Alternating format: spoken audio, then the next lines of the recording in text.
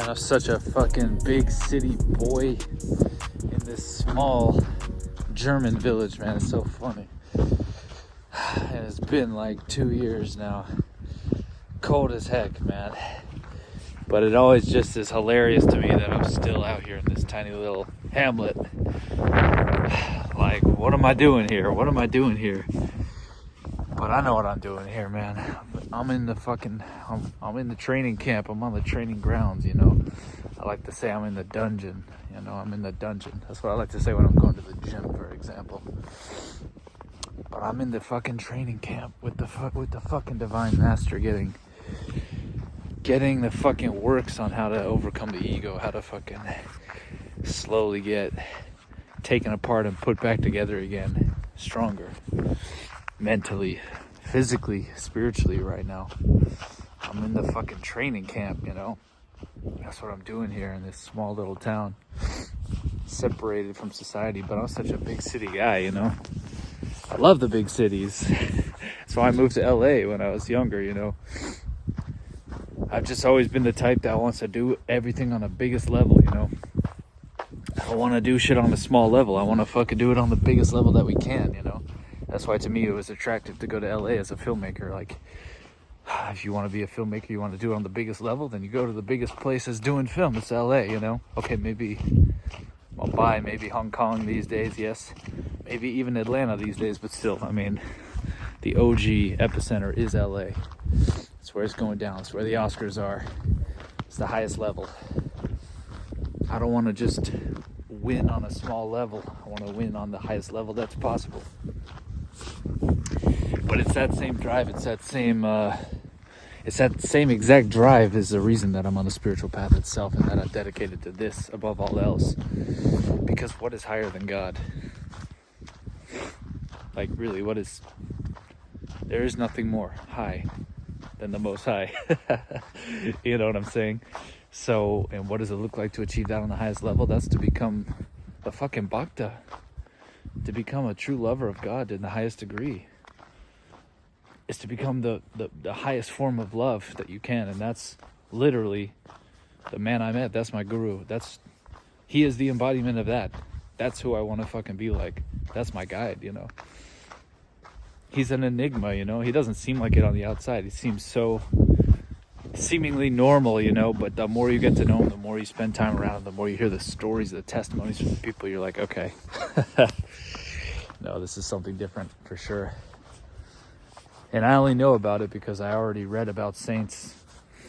I already read about the saints from India before even hearing Swami Vishwananda's name. I already knew about saints. I already knew what their capabilities were. I already believed in it because I had read about it from other people, from other testimonies over the course of many decades. Over the millennia, people have had accounts of saints and miracles that they could perform. So I know it's legit, you know. And now I've been seeing it with my own eyes. But anyway,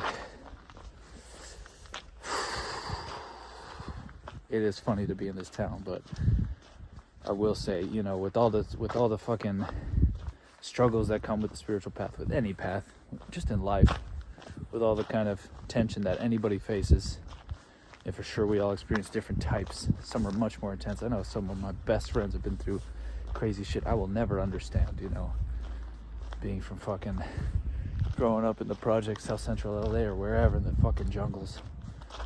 It's like a fucking war zone some people grew up in, you know, and they had to deal with crazy sorts of trauma. Here I am from Palo Alto fucking vibing, you know what I mean? But around me, kids going crazy mentally, suicide, you know, emptiness. When you have it all and you're still not satisfied, that fucks with your head, you know? So there's always something deeper that we have to reach for, no matter what path we're on.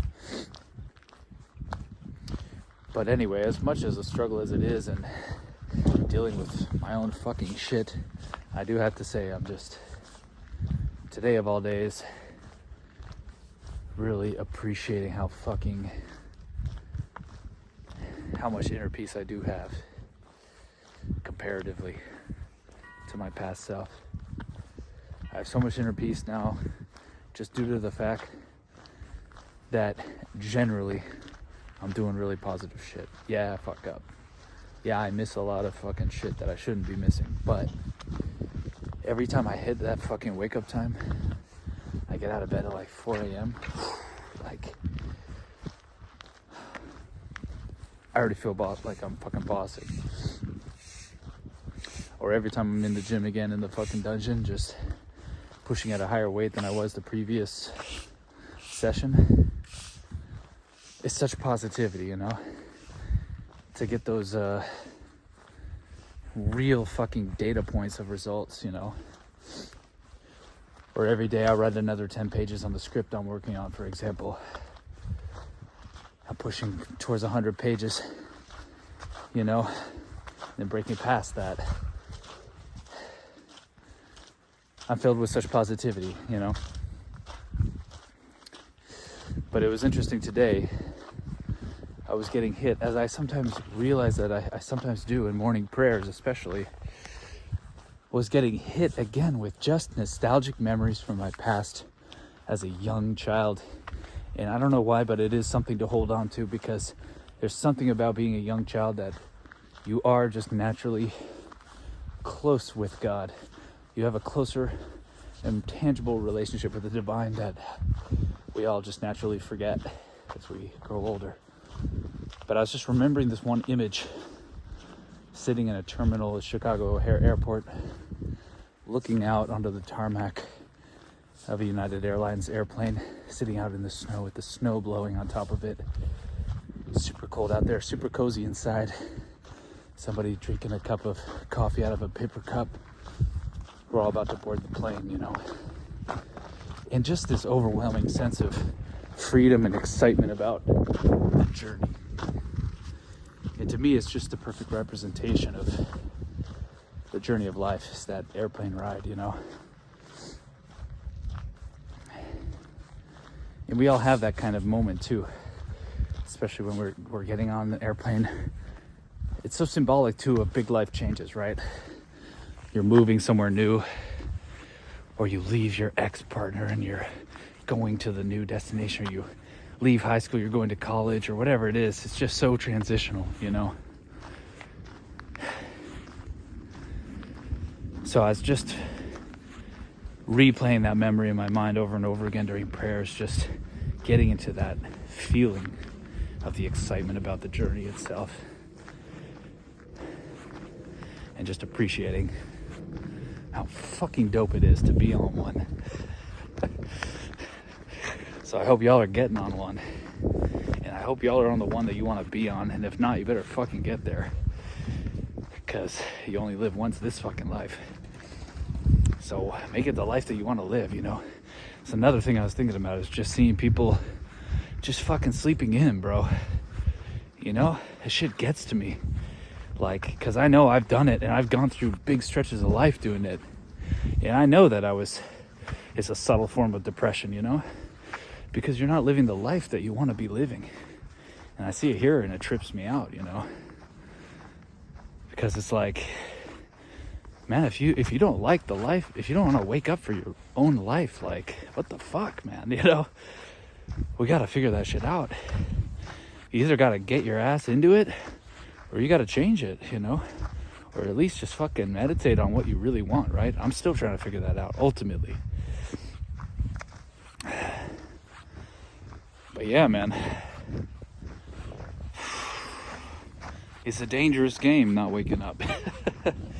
It's a dangerous game avoiding your own reality, you know? So we gotta fucking, I don't know, man. I don't want to say exactly construct the life that we want, but we have to have a fucking vision, you know? We have to have some sort of fucking vision that can act as that magnetic pull forward for us, you know, to fucking get us out of the fucking bed, get us out of the coma, get us out of the fucking matrix of the fucking brain fog of regular shit. So we have to fucking figure that out. We have to fucking have a vision. So God bless you all.